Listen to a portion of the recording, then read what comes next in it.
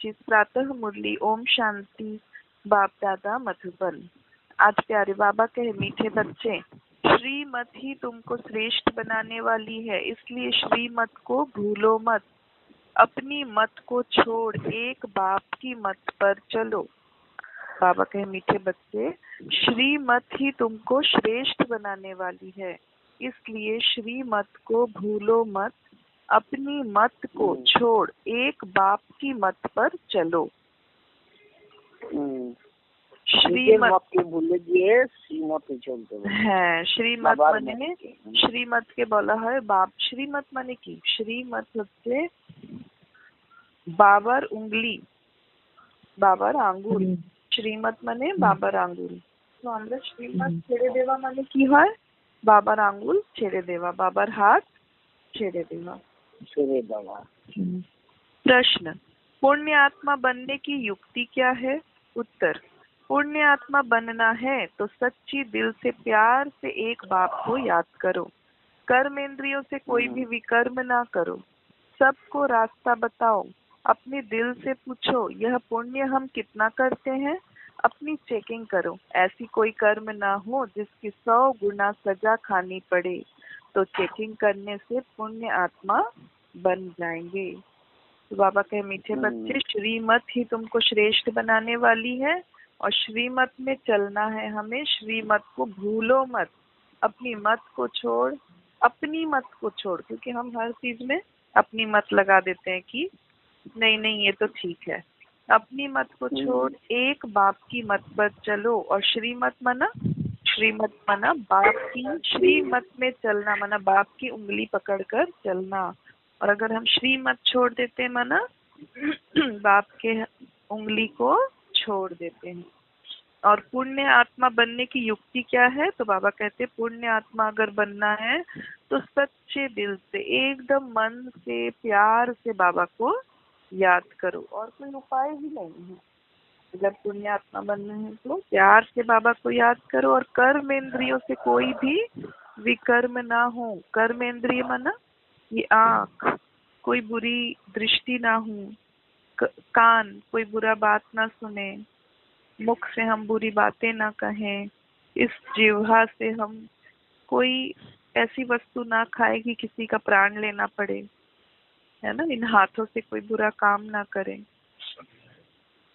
तो बाबा कहते हैं कि पुण्य आत्मा बनना है तो बड़े प्यार से बाबा को याद करो। कर्म इंद्रियों से कोई भी विकर्म ना करो। सभी को रास्ता बताओ। अपने दिल से पूछो, यह पुण्य हम कितना करते हैं? अपनी चेकिंग करो। ऐसा कोई कर्म ना हो जिसकी 100 गुना सजा खानी पड़े, तो चेकिंग करने से पुण्य आत्मा बन जाएंगे। ओम शांति। ओम शांति। रूहानी बाप बैठ बच्चों को समझाते हैं। यह तो बच्चों को मालूम है कि अभी हम शिव बाबा की मत पर चल रहे हैं। उनकी है ऊंच से ऊंच मत। दुनिया यह नहीं जानती कि ऊंच से ऊंच शिव बाबा कैसे बच्चों को श्रेष्ठ बनाने के लिए श्रेष्ठ मत देते हैं। इस रावण राज्य में कोई भी मनुष्य मात्र मनुष्य को श्रेष्ठ मत दे नहीं सकते। इस रावण राज्य में कोई भी मनुष्य किसी को श्रेष्ठ मत नहीं दे सकते। तुम अभी ईश्वरीय मत वाले बनते हो। इस समय तुम बच्चों को पतित से पावन बनने के लिए ईश्वरीय मत मिल रही है। इस समय मतलब कौन सा समय? संगम युग में। संगम युग में बच्चों को पतित से पावन बनने के लिए ईश्वरीय मत मिल रही है। अभी तुमको पता पड़ा है हम तो विश्व के मालिक थे। अभी तुमको पता पड़ा है। इसके पहले क्या हो गए थे? भूल गए थे। इसके पहले भूल गए थे और अभी फिर से पता पड़ा है कि हम तो विश्व के मालिक थे। यह जो मालिक था उनको भी पता नहीं था। किनको पता नहीं था? मालिक ब्रह्मा बाबा था। ब्रह्मा बाबा मालिक। यह जो मालिक था उनको भी पता नहीं था। ब्रह्मा बाबा को भी पता नहीं था। जब बाप आए, ज्ञान दिया, तब पता चला ना। विश्व के मालिक फिर एकदम पतित बन जाते हैं। बताओ, विश्व का मालिक श्री कृष्ण, पहला प्रिंस इस दुनिया का, वो भी पतित बन जाता है। यह खेल बहुत अच्छी रीति बुद्धि से समझने का है। राइट रॉन्ग क्या है, इसमें है बुद्धि की लड़ाई। सारी दुनिया है रॉन्ग, एक बाप ही है राइट, सच बोलने वाला वह तुमको। देखो क्या बोल रहा है, सारी दुनिया है रॉन्ग, एक बाप ही है राइट, सच बोलने वाला। तो वही एक सत्य है ना, हम लोग उसी को बोलते हैं ना, सत्यम शिवम सुंदरम। और सिख लोग, पंजाबी लोग क्या बोलते हैं, एक ओमकार सत्य नाम, वही सत्य नाम है। और हम भी कहते हैं सत्यम शिवम सुंदरम, यही एक, वो खुद ही वही एक है जो सत्य है, और वही एक है जो हमें सत्य सुना रहा है, और कोई भी सत्य हमें सुना नहीं सकता। क्यों सुना नहीं सकता, किसी को पता ही नहीं है। वह तुमको सचखंड का मालिक बनाते हैं, तो उनकी मत लेनी चाहिए, अपनी मत पर चलने से धोखा खाएंगे। परंतु वह है गुप्त। कौन है गुप्त? शिव बाबा। शिव बाबा है गुप्त, कोई नहीं जानता ना उनको। है भी निराकार। बहुत बच्चे गफलत करते हैं, समझते हैं यह तो दादा की मत है। बहुत बच्चे क्या गलती कर देते हैं, सोचते हैं यह तो ब्रह्मा बाबा बोल रहा है, पर नहीं, वह तो शिव बाबा कहते हैं उनके तन पे बैठ के। माया श्रेष्ठ मत लेने नहीं देती, श्रीमत पर चलना चाहिए ना। बाबा आप जो कहेंगे वह हम मानेंगे जरूर, परंतु कई मानते नहीं हैं। नंबरवार पुरुषार्थ अनुसार मत पर चलते हैं, बाकी तो अपनी मत चला लेते हैं। बाबा आए हैं श्रेष्ठ मत देने, ऐसे बाप को घड़ी घड़ी भूल जाते हैं। माया मत लेने नहीं देती। श्रीमत तो बहुत सहज है ना, दुनिया में कोई को यह सहज समझ नहीं है कि हम तमो प्रधान हैं। मेरी मत तो मशहूर है, श्रीमत भगवत गीता। बाबा कह रहे हैं कि मेरी मत तो मशहूर है, पूरी दुनिया में मशहूर है ना बाबा की मत। कौन सी मत मशहूर है? श्रीमत भगवत गीता। मशहूर है मतलब फेमस है। भगवान अभी कहते हैं मैं 5000 वर्ष बाद आता हूँ, आकर भारत को श्रीमत दे श्रेष्ठ ते श्रेष्ठ बनाता हूँ। बाप तो सावधान करते हैं, बच्चे श्रीमत पर नहीं चलते हो। बाप रोज रोज समझाते रहते हैं, बच्चों श्रीमत पर चलना भूलो मत। इनकी तो बात ही नहीं, इनकी माने ब्रह्मा की, इनकी तो बात ही नहीं, उनकी बात समझो। माने ये मत सोचो कि ये ब्रह्मा बोल रहा है, ये ब्रह्मा जी बोल रहा है, और तुमको ब्रह्मा को याद भी नहीं करना है, क्योंकि वर्षा कौन देगा? बाबा, शिव बाबा। शिव बाबा देंगे, निराकार शिव बाबा देंगे। इसलिए इनको याद करने की तो बात ही नहीं है। याद किसको करना है? शिव बाबा को। वही इन द्वारा मत देते हैं। किन द्वारा? ब्रह्मा बाबा द्वारा। वही ब्रह्मा बाबा द्वारा मत देते हैं, वही समझाते हैं। खान पान खाते नहीं, कहते हैं मैं अभोक्ता हूँ। शिव बाबा खाते हैं क्या कुछ? उनका तो मुख ही नहीं, तो वह कहते हैं मैं अभोक्ता हूँ, तुम बच्चों को श्री मत देता हूँ। नंबर 1 मत देते हैं, मुझे याद करो, कोई भी विकर्म नहीं करो, अपने दिल से पूछो कितना पाप किया है। यह तो जानते हो सबका पापों का घड़ा भरा हुआ है। इस समय सभी रॉन्ग रास्ते पर हैं। तुम्हें अभी बाप द्वारा राइट रास्ता मिला है। तुम्हारी बुद्धि में सारा ज्ञान है। गीता में जो ज्ञान होना चाहिए वह है नहीं, वह कोई बाप की बनाई हुई नहीं है। यह भी भक्ति मार्ग में नूंद है। देखो क्या लिखा है गीता में जो ज्ञान होना चाहिए वह है नहीं। गीता में सब कुछ एक्यूरेट तो लिखा नहीं है। वह कोई बाप की बनाई हुई नहीं है। जो गीता शास्त्रों वाली गीता जो है वह बाप द्वारा बनाई नहीं गई है, वह तो भक्ति मार्ग में नूंद है। कहते भी हैं भगवान आकर भक्ति का फल देंगे। बच्चों को समझाया है ज्ञान से सदगति, सतगति भी सबकी होती है, दुर्गति भी सबकी होती है। यह तो दुनिया ही तमो प्रधान है, सतो प्रधान कोई है ही नहीं। पुनर्जन्म लेते लेते अब पिछाड़ी आकर हुई है, अब मौत सबके सिर पर खड़ा है। अंडरलाइन, अब मौत सबके सिर पर खड़ा है। भारत की ही बात है। गीता भी है गीता भी है देवी देवता धर्म का शास्त्र। तो तुम्हें दूसरे कोई धर्म में जाने से क्या फायदा। हर एक अपनी अपनी कुरान बाइबिल आदि को पढ़ते हैं, अपने धर्म को जानते हैं। एक भारतवासी ही अन्य सब धर्मों में चले जाते हैं।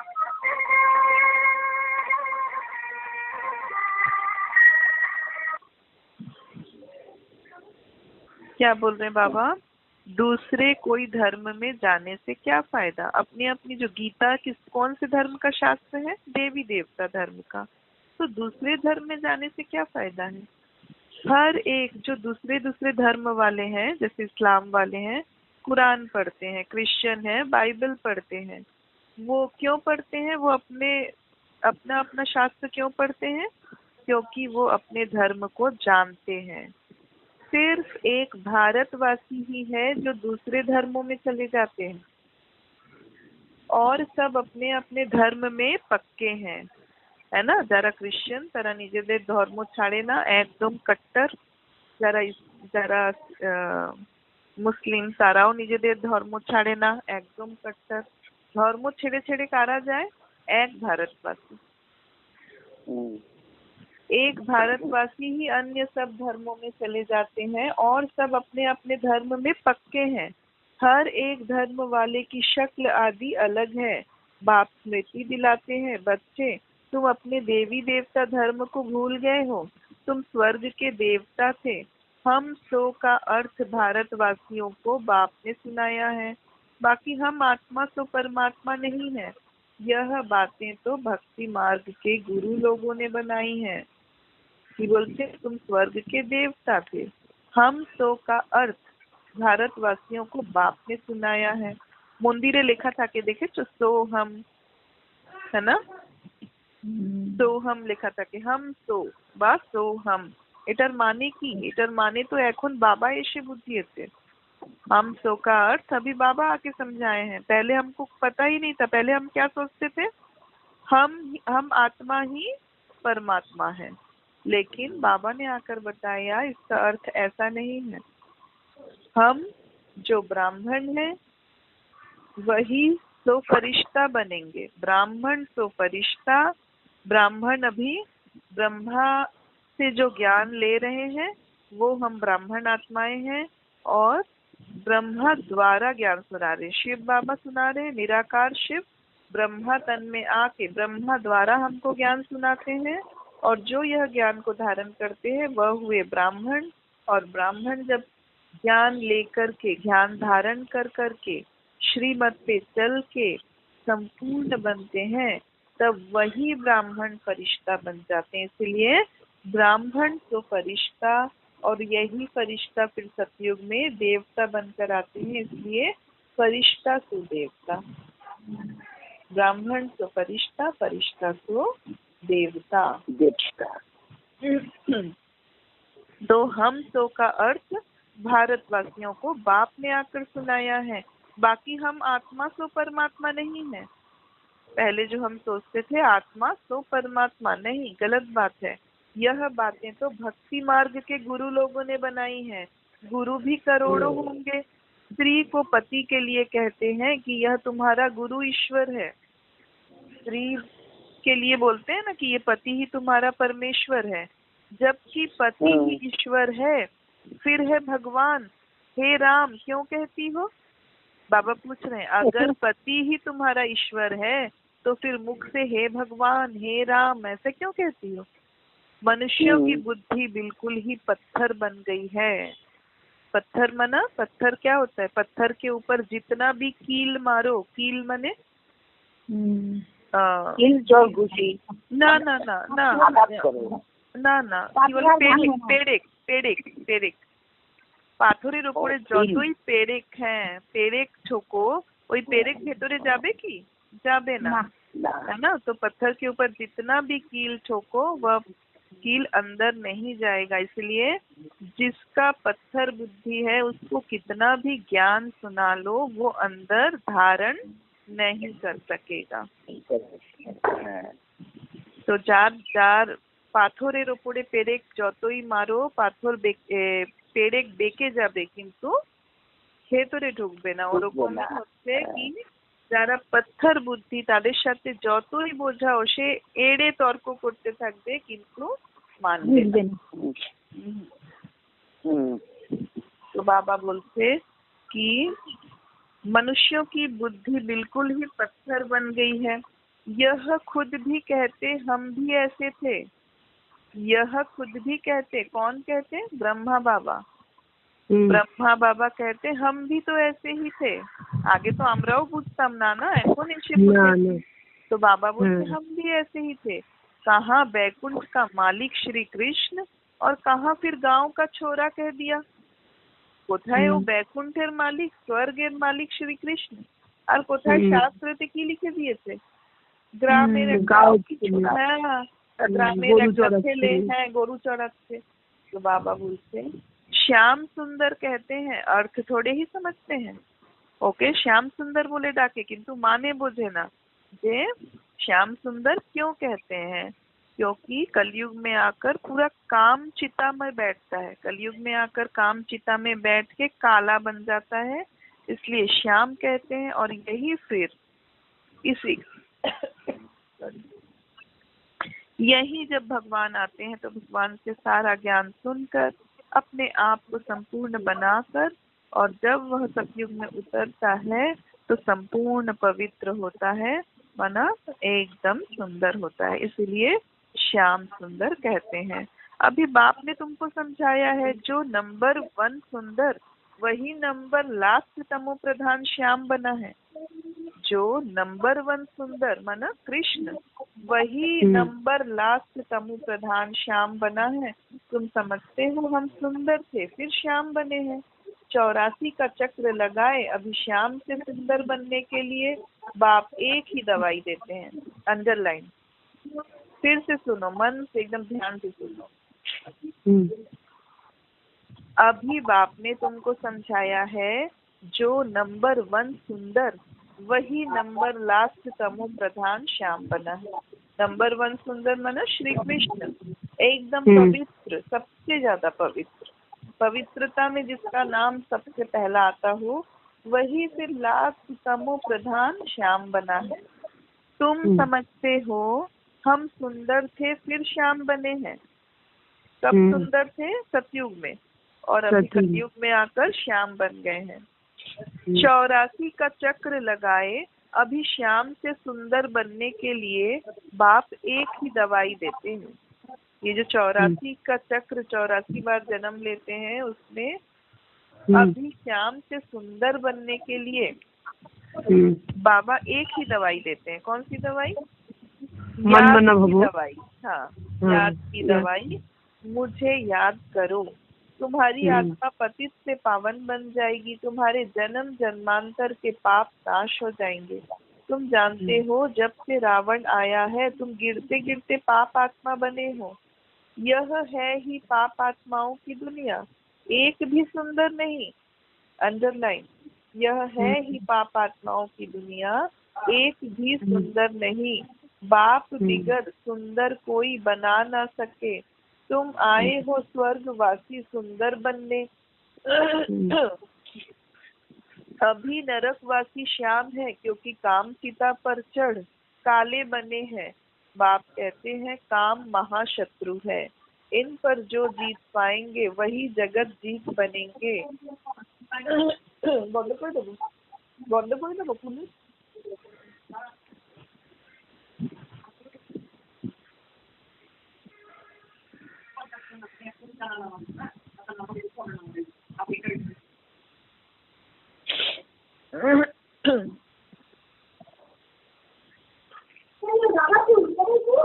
तुम आए हो स्वर्गवासी सुंदर बनने, अभी नरकवासी श्याम है क्योंकि काम चिता पर चढ़ काले बने हैं। बाप कहते हैं काम महाशत्रु है, इन पर जो जीत पाएंगे वही जगत जीत बनेंगे। नंबर 1 है काम, उनको ही पतित कहा जाता है। क्रोधी को पतित नहीं कहेंगे। बुलाते भी हैं कि आकर पतित से पावन बनाओ, तो अब बाप आए हैं कहते हैं यह अंतिम जन्म पावन बनो। जैसे रात के बाद दिन, दिन के बाद रात होती है, वैसे संगम युग के बाद फिर सतयुग आना है। चक्र फिरना है, बाकी और कोई आकाश में अथवा पाताल में दुनिया नहीं है। देखो क्या बोल रहे बाबा, जैसे रात के बाद दिन, नहीं यहाँ पे नहीं, बुलाते भी हैं आकर पतित से पावन बनाओ, तो अब बाप आए हैं, कहते हैं यह अंतिम जन्म पावन बनो, क्योंकि यही अंतिम समय है, इसके बाद तो फिर सतयुग आ जाएगा। राजा रानी। हाँ, तो जितना समय बचा है यही समय, इतना ही समय बचा है पुरुषार्थ करने के लिए। तो जैसे रात के बाद दिन और दिन के बाद रात होती है, वैसे संगम युग के बाद फिर सतयुग आना ही है। कोई ये बोल नहीं सकता कि अब नहीं आएगा सतयुग, क्योंकि रात के बाद तो दिन आना ही है। चक्र फिरना है, बाकी और कोई आकाश में अथवा पाताल में दुनिया नहीं है। क्या कहते थे शास्त्र के, जब भक्ति मार्ग में थे तो हम क्या सोचते थे, ऊपर आकाश में स्वर्ग था, आकाश में स्वर्ग था, और पाताल बोलते ना, पाताल लोक में पाताल, ये रहते हैं, है ना, पाताल लोक बोलते हैं। ऐसा कोई पाताल लोक नहीं है, ऐसा कोई आकाश स्वर्ग नहीं है। स्वर्ग भी इसी सृष्टि में है और नरक भी यही है। सृष्टि तो यही है, सृष्टि एक ही है। सतयुग त्रेता यहाँ ही है, इसी सृष्टि में, इसी लोक में, इसी धरती पर सतयुग भी होगा, त्रेता भी होगा, द्वापर भी यही होगा, कलयुग भी यही होगा। सिर्फ युग बदलता जाएगा, धरती तो यही रहेगी। झाड़ भी एक ही है और कोई हो नहीं सकता, झाड़ भी एक ही है और कोई हो नहीं सकता। कौन सा झाड़? कल्प वृक्ष। यह सब गपोड़े हैं जो कहते हैं अनेक दुनियाएं हैं।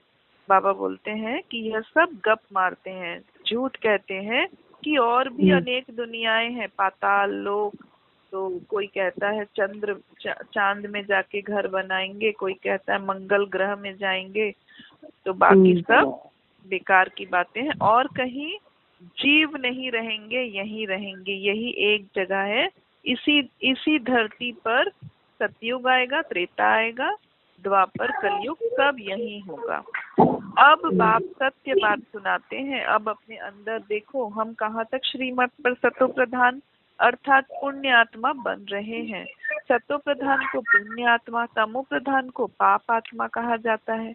विकार में जाना पाप है। बाप कहते हैं अब पवित्र बनो, मेरे बने हो तो मेरी श्रीमत पर चलना है।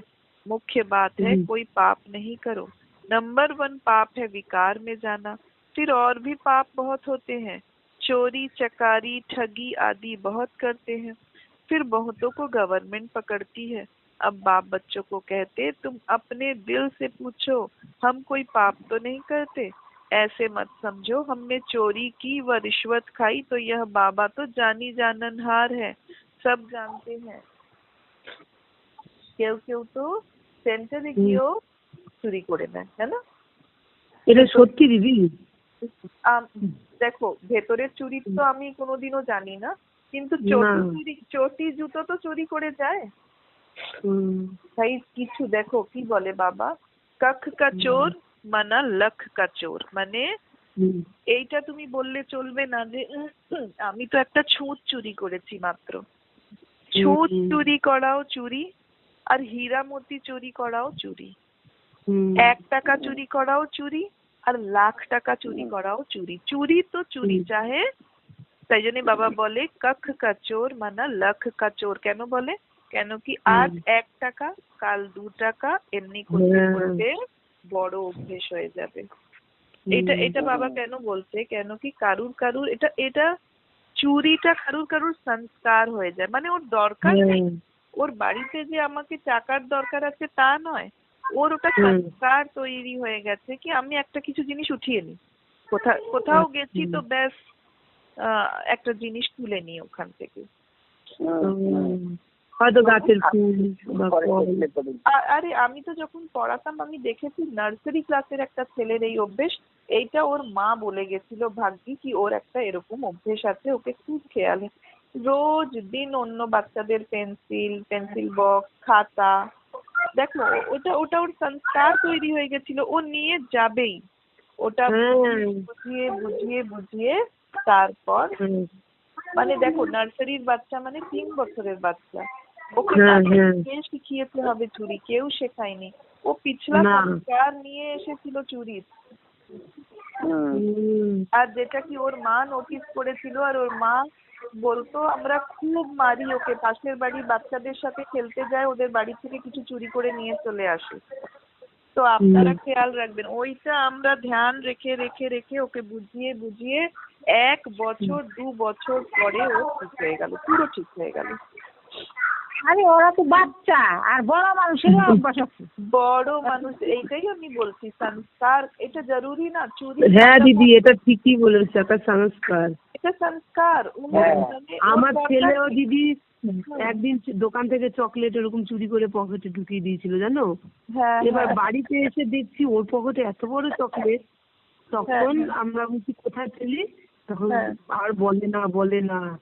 তারপরে ওর বাবা, আমার তো মানে মান সম্মান, ওদের সিসিটিভি ক্যামেরা আছে, তারপর তো ওকে অনেক ভাবে ভয় দেখানো করানো হলো।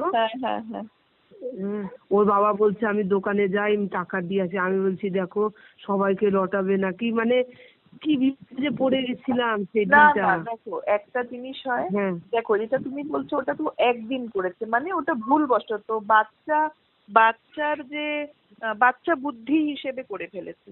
সংস্কার কাকে বলে, মানে ও রোজ করে ওটা ওর ভেতরে, ও যেখানে যাবে সেখান থেকে তুলে নিয়ে আসবে। এইটা হলো ওর সংস্কার। মানে ও বসে থাকবে তো ওর বুদ্ধি খালি ঘুরতে থাকবে, আমি একটা জিনিস নেবই এখান থেকে। ওর দরকার নেই ওই জিনিস, ওর দরকারই নেই। মানে যে বাড়ির বাচ্চার কথা বলছি আমি, আমরা নার্সারিতে দেখেছি, ওই বাড়ি হচ্ছে ভীষণ বড় লোক বাড়ি। মানে জানো ওদের অনেক বড় দোকান। এবার ও নাকি নিজের দোকান থেকে চুরি করে করে নিজের বালিশের তলায় রাখতো। তো এইটা হলো সংস্কার। আর যেটা বলছো ও বাচ্চা বুদ্ধি হিসেবে করে ফেলেছে, সেটা অন্য জিনিস। রোজ রোজ করা মানে এটা আমাদেরকে নোটিস করতে হবে কি ওর এটা করছে না। তো তাই বাবা বলছে मेरे बने हो तो ना কোথায় গেল, मेरे बने हो तो मेरी श्रीमत पर चलना है, मुख्य बात है कोई पाप नहीं करो। नंबर 1 पाप है विकार में जाना, फिर और भी पाप बहुत होते हैं, चोरी चकारी ठगी आदि बहुत फिर करते हैं, फिर बहुतों को गवर्नमेंट पकड़ती भी है। अब बाप बच्चों को कहते हैं तुम अपने दिल से पूछो हम कोई पाप तो नहीं करते, ऐसे मत समझो हमने चोरी की व रिश्वत खाई, यह बाबा तो जानी जाननहार है, सब जानते हैं। नहीं, जानी जाननहार का अर्थ कोई यह नहीं है। अच्छा, कोई ने चोरी की, बाप जानेंगे फिर क्या? जो चोरी की उसका दंड 100 गुना ही होगा, बहुत बहुत सजा खाएंगे, पद भी भ्रष्ट हो जाएगा। बाप समझाते हैं ऐसे अगर काम करेंगे तो दंड भोगना पड़ेगा। कोई ईश्वर का बच्चा बनकर फिर चोरी करता। शिव, देखो बाबा ये बात कह रहा है, मतलब कोई ना कोई है। कोई ईश्वर का बच्चा बनकर फिर चोरी करता। शिव बाबा जिससे इतना वर्षा मिलता है उनके भंडारे से चोरी करता है। देखो ये हमको नहीं पता, लेकिन ये बाबा लिख रहा है, मतलब ऐसा है, ऐसा हुआ है। तो उनके भंडारे से चोरी करता, यह तो बहुत बड़ा पाप है ना। कोई में चोरी की आदत होती है। देखो कोई में चोरी की आदत होती है, उनको जेल बर्ड कहा जाता है। यह है ईश्वर का घर, सब कुछ ईश्वर का है ना। ईश्वर के घर में आते हैं बाप से वर्षा लेने, परंतु कोई की आदत हो जाती है, उसकी सजा 100 गुना बन जाती है। सजाएं भी बहुत मिलेंगी और फिर जन्म बाई जन्म डर्टी घर में जाए जन्म लेंगे। देखो चोरी चमारी करेंगे तो सजा तो मिलेगी ही, और साथ में हर जन्म में गंदे गंदे घर में जाके जन्म लेंगे, जहाँ माँ बाप के संस्कार अच्छे नहीं है, जहाँ घर अच्छा नहीं है, माँ बाप अच्छे नहीं मिलेंगे, तो अपना ही नुकसान किया ना। ऐसे बहुत हैं जो याद में बिल्कुल नहीं रहते, सुनते कुछ नहीं, बुद्धि में चोरी आदि के ही ख्यालात चलते रहते हैं। देखो की बोलते बाबा, ऐसे बहुत रहते हैं, याद में नहीं रहते और सुनते कुछ नहीं, माने मुरली सुनने आते हैं सेंटर पर सुनते कुछ नहीं, बुद्धि में चोरी की ख्यालात चलती रहती है। ऐसे बहुत सत्संग में जाते हैं, चप्पल चोरी कर लेते हैं, उनका धंधा ही यह रहता है, जहाँ सत्संग होता वहाँ जाकर चप्पल चोरी कराएंगे। एरकम अनेक जन আছে जहाँ सत्संग, कहीं पे भी सत्संग होता है वहाँ जाते हैं, चप्पल चोरी कर लेते हैं। दुनिया बिल्कुल ही डर्टी है। चोरी করে নিয়ে গেছে। हाँ, यह है ईश्वर का घर। चोरी की आदत तो बहुत खराब है। कहा जाता है कख का चोर तो लख का चोर। अपने अंदर से पूछना चाहिए हम कितना पुण्य आत्मा बने हैं, कितना बाप को याद करते हैं, कितना हम स्वदर्शन चक्रधारी बनते हैं, कितना समय ईश्वरीय सेवा में रहते हैं, कितने पाप कटते जा रहे हैं। अपना पोता मेल रोज देखो, कितना पुण्य किया, कितना योग में रहा, कितने को रास्ता बताया। धंधा आदि तो भल करो, तुम कर्म योगी हो, कर्म तो भल करो। बाबा यह बैजेस बनाते हैं। कौन से बैजेस बनाते हैं? जो हम लगाते हैं ना, बैज लगाते हैं, हाँ बैज। तो बाबा बोल रहे धंधा आदि भले करो, लेकिन कर्म करते करते बाबा को याद करो। अच्छे अच्छे लोगों को इस पर समझाओ। किस पर समझाओ? बैज पर। बैज में क्या चित्र है? कहीं पे श्री कृष्ण है और कहीं पे लक्ष्मी नारायण का है। इस महाभारत लड़ाई द्वारा ही स्वर्ग के गेट खुल रहे हैं। श्री कृष्ण के चित्र के नीचे लिखत बड़ी फर्स्ट क्लास है, परंतु बच्चे अभी इतना विशाल बुद्धि नहीं हुए हैं। थोड़ा ही धन मिलता है तो नाचने लग पड़ते हैं। कोई को जास्ती धन होता है तो समझते हैं हमारे जैसा कोई नहीं होगा। টাকা পয়সার কি হয়ে যায়? ঘমন্ড। অনেক বাবা বলছে, কি বলছে, একটু টাকা হতে না হতে নাচতে লেগে যায়। আর কারুর তো অনেক বেশি টাকা হলে তো নিজেকে কি না কি মনে করে যে আমার মতো আর কেউ নেই। जिन बच्चों को बाप की परवाह नहीं, उन्हें बाप जो इतना अविनाशी ज्ञान रत्नों का खजाना देते हैं उसकी भी कदर नहीं रहती। কারুর এইটুকুও परवाह করে না বাবার, এইটুকুও কেয়ার নেই। ভাবে বাবা যে अविनाशी ज्ञान रतन दिচ্ছে সেটাকে কোনো वैल्यू ही দেয় না। बाबा एक बात कहेगा वह दूसरी बात कर लेते। परवाह न होने के कारण बहुत पाप करते रहते। श्रीमत पर चलते नहीं, फिर गिर पड़ते हैं। बाप कहेंगे यह भी ड्रामा, उनकी तकदीर में नहीं है। बाबा तो जानते हैं ना, बहुत पाप करते हैं। अगर निश्चय हो कि बाप हमको पढ़ाते हैं तो खुशी रहनी चाहिए। तुम जानते हो हम भविष्य नई दुनिया में प्रिंस प्रिंसेस बनेंगे, तो कितनी खुशी रहनी चाहिए। परंतु बच्चे तो अभी तक भी मुरझाते रहते हैं। अगर बाबा बोलছে अगर তোমার মধ্যে নিশ্চয় আছে कि बाबा এসেছে, अगर निश्चय हो, नहीं ये नारियल से लोगे।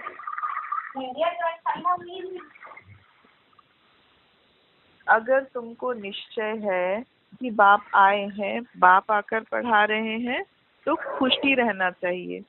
तुम जानते हो हम भविष्य नई दुनिया में प्रिंस प्रिंसेस बनेंगे। क्या जानते हो तुम? कि हम भविष्य नई दुनिया में प्रिंस प्रिंसेस बनेंगे, तो कितनी खुशी रहनी चाहिए। परंतु बच्चे तो अभी तक भी मुरझाते रहते हैं। कब तक भी कहाँ मुरझा रहे हैं बच्चे? अभी भी। इसका मतलब क्या हुआ? अगर हम अभी भी दुखी हो रहे हैं, मुरझा रहे हैं, तो इसका क्या मतलब हुआ? मतलब निश्चय आने से खुश नहीं है, में कमी है। निश्चय हमारे निश्चय में अभी भी कुछ ना कुछ पूरी कमी अगर ना भी है तो कुछ ना कुछ कमी है। तो हम लोग क्या करते हैं? बाबा का साथ छोड़ देते हैं। जैसी परिस्थिति आती है तुरंत बाबा को भूल जाते हैं और परिस्थिति में ही इन्वॉल्व हो जाते हैं।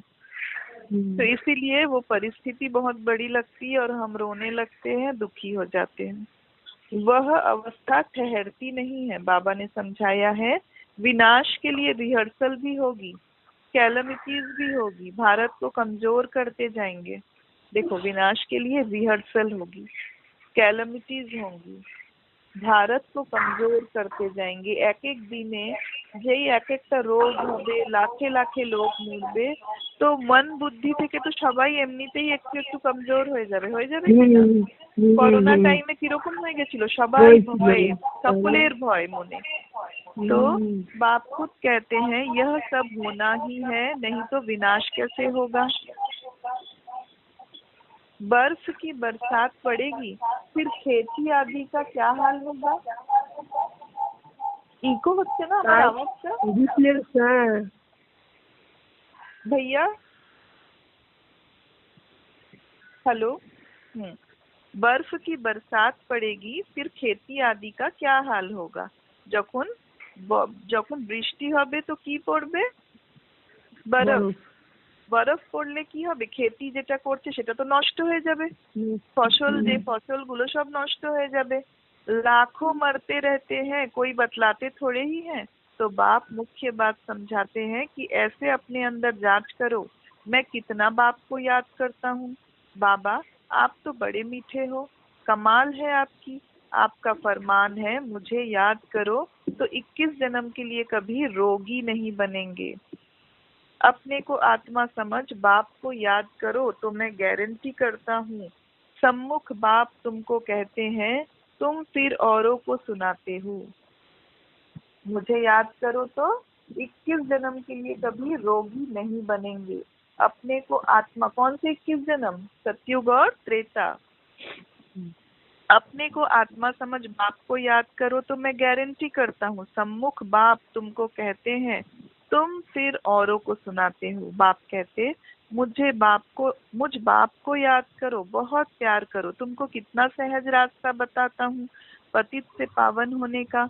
कोई कहते हम तो बहुत पाप आत्मा है। अच्छा फिर ऐसे पाप नहीं करो, मुझे याद करो। मैंने बाबा बोलते कोई आकर बताते हैं बाबा हम बहुत पाप आत्मा है, तो बाबा बोलते अच्छा अब आगे से ऐसे पाप नहीं करो, मत करो, मुझे याद करते रहो तो जन्म जन्मांतर के जो पाप है वह इस याद से भस्म होते जाएंगे। याद की ही मुख्य बात है, इनको कहा जाता है सहज याद। इसको क्या कहा जाता है? सहज याद। कहीं जाना नहीं है, रुपया खर्चा करके टिकट बना के ट्रेन यात्रा प्लेन यात्रा नहीं करना है, बहुत लाखों की भीड़ में मंदिर में तीर्थ यात्रा करने नहीं जाना है। लोग तो उस मंदिरों में जाके लाखों की भीड़ में मर भी जाते हैं, ऐसा कुछ नहीं करना है। भक्ति में तो क्या बोलते हैं उसको, ऐसे गोल गोल लोट पोट खा कर के मंदिर तक पहुंचते हैं। तो कोई नंगे पैर हैं, तो कोई नंगे पैर जाते हैं, तो कोई 11 दिन 9 दिन का उपवास रखते हैं। तो ऐसा कुछ भी नहीं करना है। यहाँ तो हमको भगवान मिल गया है और सहज याद करना है। जहाँ बैठे हैं वहीं बैठकर, जहाँ काम कर रहे हैं काम करते करते सिर्फ मन से भगवान को याद करना है। और कैसे याद करना है? उसको वो जैसा है जिस रूप में है उस रूप में याद करना है। योग अक्षर भी निकाल दो, बाबा बोल रहे हैं योग अक्षर भी निकाल दो, क्योंकि अगर योग बोलेंगे तो हमको याद आएगा कि हमको एक जगह बैठना है, आंखें बंद करनी है, कोई आवाज ना हो, ऐसा नहीं। अगर याद बोलेंगे तो हजारों बातें चल रही है, बहुत चिल्लाने की भी आवाज आ रही तो भी हम बाबा को अपना काम करते करते याद कर सकते हैं। जैसे किसी पार्टी में गए तो सब वहाँ पे गाना बज रहा है, सब नाच रहे हैं, लेकिन हम मन से बाबा से जुड़ सकते हैं। सन्यासियों के हठ योग तो किस्म किस्म के हैं, अनेक प्रकार से सिखलाते हैं। इस बाबा ने गुरु तो बहुत किए हैं ना। कौन से बाबा ने? ब्रह्मा बाबा ने बहुत गुरु किए हैं। अभी बेहद का बाप कहते हैं इन सब को छोड़ो, इन सब का भी मुझे उद्धार करना है। ये जो गुरु है इनका भी उद्धार किसको करना है? शिव बाबा को। और कोई की ताकत ही नहीं जो ऐसे कह सके, और किसी की ताकत ही नहीं जो ऐसे कह सके कि इन गुरुओं का उद्धार मुझे करना है। बाप ने ही कहा है मैं इन साधुओं का भी उद्धार करता हूँ, फिर यह गुरु कैसे बन सकते? मैं इन साधुओं का भी उद्धार करता हूँ तो फिर मैं इनका उद्धार करता हूँ तो ये गुरु कैसे बन सकते हैं? तो मूल एक बात बाप समझाते हैं, अपनी दिल से पूछो, हम कोई पाप तो नहीं करते, किसको दुख तो नहीं देते, इसमें कोई तकलीफ नहीं है। अंदर जांच करनी है, सारे दिन में कितना पाप किया, कितना याद किया। याद से ही पाप भस्म होंगे, कोशिश करनी चाहिए। यह बहुत मेहनत का काम है। ज्ञान देने वाला एक ही बाप है। बाप ही मुक्ति, जीवन मुक्ति का रास्ता बतलाते हैं। अच्छा, मीठे मीठे सिक्की लगे बच्चों को भी माता पिता बाप दादा का याद प्यार और मॉर्निंग। रूहानी बाप की रूहानी बच्चों को नमस्ते। हम रूहानी बच्चों की रूहानी माता पिता बाप दादा को याद प्यार, गुड मॉर्निंग और नमस्ते। सदा रहेंगे हंसते हंसते। शुक्रिया बाबा, शुक्रिया जो आपने हमें ऐसा जीवन दिया। धारणा के लिए मुख्य सार। बाप जो अविनाशी ज्ञान रत्नों का खजाना देते हैं, उसका कदर करना है। बेपरवाह बन बाप पाप कर्म नहीं करने हैं। अगर निश्चय है भगवान हमको पढ़ाते हैं तो अपार खुशी में रहना है। ईश्वर के घर में कभी चोरी आदि करने का ख्याल ना आए। यह आदत बहुत गंदी है। कहा जाता है कख का चोर तो लख का चोर। अपने अंदर से पूछना है हम कितना पुण्य आत्मा बने हैं। वरदान। निर्बल, दिल शिकस्त, असमर्थ आत्मा को एक्स्ट्रा बल देने वाले रूहानी रहम दिल भव। निर्बल, दिल शिकस्त माने जरा मन থেকে হেরে গেছে। निर्बल, दिल शिकस्त, असमर्थ आत्मा को एक्स्ट्रा बल देने वाले रूहानी रहम दिल भव। जो रूहानी रहम दिल बच्चे हैं वह महादानी बन बिल्कुल होपलेस केस में होप पैदा कर देते हैं। जो रूहानी रहम दिल बच्चे हैं वह महादानी बन बिल्कुल होपलेस केस में होप पैदा कर देते हैं। माना ऐसा एक केस जहाँ बिल्कुल मतलब कोई है जिसने अपना सारी आशाएं को खत्म कर दिया, अब कोई आशा नहीं है। ऐसी कोई परिस्थिति आई या ऐसी कोई आत्मा है जिसने सारा अपना विश्वास खत्म कर दिया है, अपने आप से भी भगवान से भी। तो ऐसे उस जगह पर ऐसे महादानी बनो कि ऐसे होपलेस केस में भी उनमें आशा पैदा हो जाए, आशा की किरण दिखाई दे कि नहीं कुछ तो हो जाएगा मेरा भी। निर्बल को बलवान बना देना। दान सदा गरीब को, बेसहारे को दिया जाता है। दान किसको दिया जाता है? गरीब को और बेसहारे को। तो जो निर्बल, दिल शिकस्त, असमर्थ प्रजा क्वालिटी की आत्माएं हैं उनके प्रति रूहानी रहम दिल बन महादानी बनो। और आपस में एक दूसरे के प्रति महादानी नहीं, आपस में एक दूसरे के प्रति महादानी नहीं, आपस में एक दूसरे के प्रति क्या करना है? सहयोगी बनना है। जो हमारे जैसे ही है उनके बीच में सहयोग देना है। और जो एकदम असमर्थ है, दिल शिकस्त है, निर्बल है, उनको दान देना है। वह तो सहयोगी साथी हो, भाई भाई हो, हम शरीक पुरुषार्थी हो, सहयोग दो दान नहीं। মানে আমরা যে ব্রাহ্মণ বাচ্চাদের কথা বলছি, হ্যাঁ নিজেদের মধ্যে सहयोग দাও, ভাই ভাই না সবাই, তো हम शरीक हो, पुरुषार्थी हो, सहयोग दो दान नहीं। আর দান কাকে দেবে? যারা অন্যরা, যারা নির্বল, যারা দিল শিকস্ত তাদেরকে দান দেবে। স্লোগান। তো এখানে দান তো দিদি অর্থের দান বলছে না, মনের যেটা মনসা দান। ওদেরকে বল, টাকা দিয়ে তো কিছু করা যাবে না। যে সময় চলছে এখানে টাকা দিয়ে কিচ্ছু হবে না। এখানে সকলের মানসিক শক্তিকে বাড়াতে হবে। এই যে আমরা একটু একটুতে কেঁদে ফেলছি, দুঃখ পেয়ে যাচ্ছি খুব, ওখানে ওই সময় কেউ টাকা দিলে আমাদের ভালো লাগবে না। আমাদের মানসিক শক্তিকে বাড়াতে হবে। তো আমরা কিভাবে, আমাদের কাছে একটাই উপায় আছে, বাবাকে ইয়াদ করে আত্মার বল, আত্মার তাকতকে वापस আনতে হবে। আমাদের সেন্টারে আবার ভাই বোনেরা সবাই সবাইকে বলে আমাকে একটু সাকাশ দিও আজকে। দেখো এরকম কারো হয়তো কোনো বলে কিছু হয় না। ওটাই যাওয়ার সময় বলে যায় সবাই একটু আজকে বাবাকে বাবার কাছ থেকে সাকাশ দিও আমাকে, এরকম ভাবে সে বলে। হতেই পারে, সে হতেই পারে, কিন্তু আচ্ছা, এরকম বলে হ্যাঁ, বলে, ওটাই আমি জিজ্ঞাসা করলাম। হ্যাঁ বলে বলে করা যায় চুপচাপ। হুম।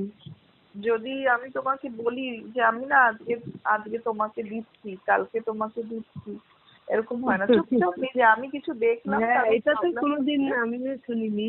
হুম, ওরা হ্যাঁ, দেখি মাঝে বলছি মাঝে যে বলে।